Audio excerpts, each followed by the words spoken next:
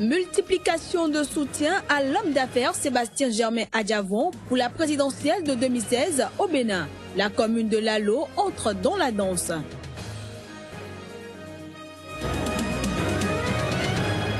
Au Burundi, une mission militaire forte de 5000 hommes sera déployée par l'Union africaine pour tenter de stopper le cycle de violence.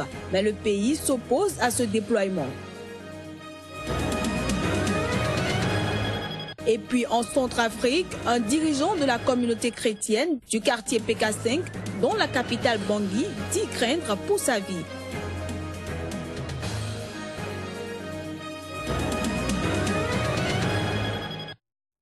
Ainsi se présente la charpente de cette édition. À toutes et à tous, bonsoir. Ouvrons ce journal par le Burundi qui s'oppose au déploiement sur son sol d'une mission de l'Union africaine qu'il considérerait comme une force d'invasion et d'occupation si l'Union africaine passait outre le refus de Bujumbura. Ceci fait suite à l'annonce du bloc panafricain d'y envoyer une mission militaire forte de 5000 hommes pour tenter de stopper le cycle de violence dans ce pays. Les détails.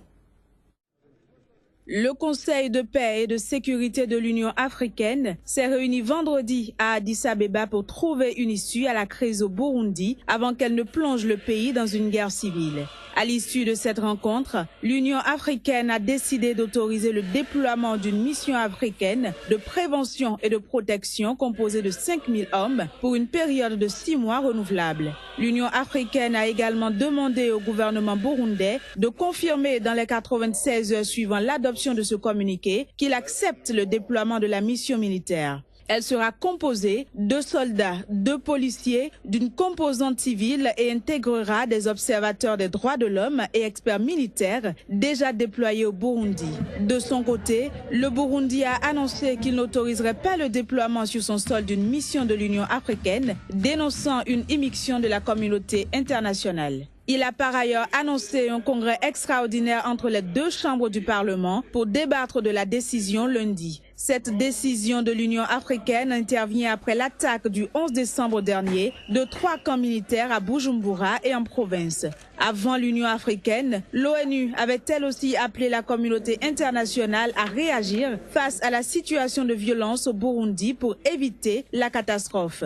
Pour mémoire, le Burundi est plongé dans une profonde crise politique depuis la candidature fin avril du président Pierre Nkurunziza à un 3e mandat. En République centrafricaine, un dirigeant chrétien, candidat aux élections législatives, craint pour sa vie. En effet, Lazane Jader, le dirigeant de la communauté chrétienne du quartier PK5, dont la capitale centrafricaine Bangui, a dit craindre pour sa vie après avoir organisé des manifestations contre des membres de l'ex-rébellion musulmane Seleka. Je vous propose de suivre ici un extrait de ses propos. Nous avons fait cette marche et que nous avons fait cette dénonciation, et je peux dire clairement, nos têtes est mise à prix. Nos têtes est mise à prix. Moi, je ne passe presque plus la nuit chez moi parce que je ne sais pas qu'est-ce qui peut advenir du jour au lendemain. Même sur Facebook, je suis suivi. Si quelqu'un s'hasarde au niveau du PK5 à cliquer j'aime sur une de mes publications, on cherche à savoir qui est cette personne et cette personne reçoit des menaces. J'ai reçu au moins 3 appels pour lesquels les personnes ne disaient rien. Et après, je reçois un appel, mais de quelqu'un que je connais au PK5, mais dont je tais le nom, mais qui était parmi eux, et qui me demandait si j'étais chez moi. J'ai répondu sans trop faire attention, et c'est après que je me dis, mais attends, cette personne est avec eux. Donc, non, là, ça devient dangereux, et il faudrait bien que je puisse me tirer de chez moi. Et après, quand j'ai commencé à sentir qu'on essayait de forcer à mon petit portail, il fallait que je m'éclipse. Et donc, c'est par tout ce petit chemin que vous voyez, que j'ai pu prendre le large, quoi. En Libye, des scènes de violence se poursuivent malgré la signature de l'accord politique entre les deux factions rivales qui se disputent le pouvoir. La ville d'Abia a singulièrement été le théâtre d'affrontements meurtriers. Les combats dans l'est du pays ont opposé des milices islamistes et des combattants loyaux au gouvernement reconnu de Tobrouk.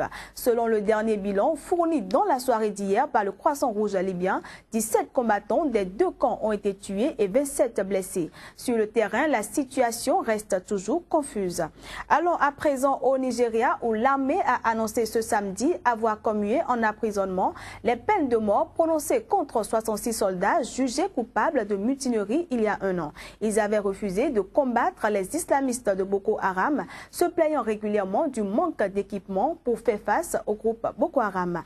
Les islamistes qui mènent une insurrection depuis 2009 dans le nord du Nigeria possèdent des armements lourds alors que les troupes nigérianes manqueraient de munitions pour le fusil AK-47. Au Niger, 9 officiers de l'armée ont été arrêtés en début de semaine après un coup d'État déjoué. L'information a été confirmée ce samedi par le ministre de l'Intérieur nigérien. Il s'agit donc de 9 officiers identifiés comme étant responsables de ce coup de force projeté. Ils sont tous, je dis bien tous, aux arrêts. Il y avait le lieutenant Hambali qui s'était enfui. On a pu identifier sa position. Et quand il a su que sa position était identifiée, il s'est rendu. Nous avons pu conjurer cette conspiration grâce à la loyauté, au patriotisme de certains officiers et sous-officiers qui ont rendu régulièrement compte de la progression du projet de ces messieurs, de ces officiers, en rendant compte à leur hiérarchie. L'enquête n'en est qu'à ses débuts. Elle vient juste de commencer et elle est confiée, comme il se doit, à la gendarmerie, dans le cadre d'une procédure devant le tribunal militaire. Je suis convaincu et je pense que cette procédure devrait être menée à son terme et qu'un procès devra avoir lieu. Sur un tout autre registre au Bénin, on assiste à une multiplication de soutien à l'homme d'affaires Sébastien Germain Adjavon pour la présidentielle de 2016. En effet, la fièvre Adjavon, au-delà de Cotonou, embrase plusieurs autres villes. La commune de Lalo a enregistré une manifestation de soutien à son tour en cette fin de semaine. Reportage. Plus le 28 février approche, plus la vague de soutien au candidat à la présidentielle Sébastien Germain Adjavon s'intensifie. De Cotonou à Glazoué, en passant par Dassa, aucune contrée ne sera occultée. L'opérateur économique a reçu ce week-end encore des soutiens politiques de taille pour sa candidature dans tout le pays. Dans le rang des acteurs politiques qui parlent désormais le même langage que les supporters de Sébastien Germain Adjavon figure l'honorable Gabriel Tchokodo. Ce jour est un grand jour pour Lalo. Je voudrais remercier Dieu. C'est lui qui m'a inspiré. Et l'inspiration m'a conduit vers le président Sébastien Germain Adjavon. Je l'ai choisi parce que je sais qu'il est un homme développeur.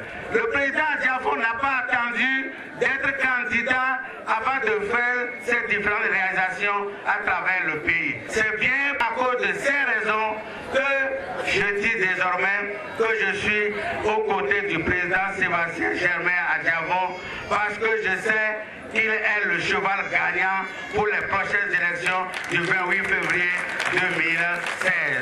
L'homme qualifié d'humble et de dynamique enregistre suffisamment de suscitations de personnalités qui s'engagent à être à ses côtés jusqu'à la victoire finale au soir du 28 février 2016. Pendant ce temps, au Cameroun, un décret pris par le Premier ministre Philemon Nyong limite désormais le nombre de SIM par abonné et interdit la vente ambulante des puces dans le pays. Ce test, qui vient d'être rendu public, renforce et clarifie les procédures d'identification des abonnés de téléphonie mobile dans le pays. Le constat avec Nassis Oum, notre correspondant au Cameroun. Tous ceux qui vendent les cartes SIM sont priés d'arrêter cette activité parce qu'elle est illégale, elle est non réglementaire, non conforme à la réglementation du pays. La vente ambulante des cartes SIM est désormais interdite sur l'ensemble du territoire camerounais. Les opérateurs de téléphonie doivent créer des points de vente ou contracter avec des partenaires disposant d'espaces bien identifiés pour la commercialisation de leurs SIM. Et désormais, la vente des cartes SIM n'est autorisée que si vous avez un agrément délivré par l'agence et un contrat de partenariat avec l'opérateur titulaire du réseau. C'est l'une des principales dispositions du décret signé le 3 septembre 2015 par le Premier ministre camerounais, lequel teste, clarifie et renforce les procédures d'identification des abonnés à la téléphonie mobile dans le pays. En plus de proscrire la vente ambulante des cartes SIM, le décret du Premier ministre Philemon Yang limite à 3 par opérateur le nombre de SIM pouvant être possédés par chaque abonné. Il y a l'interdiction pour chaque personne d'avoir plus de 3 cartes SIM, sauf autorisation expresse de l'agence à la demande de l'opérateur. Tous les abonnés n'ayant pas été identifiés seront suspendus selon le décret. Alors, tous ceux qui n'ont pas fait d'identification de manière formelle seront suspendus. D'ailleurs, les opérateurs ont commencé à envoyer des SMS à tous les abonnés.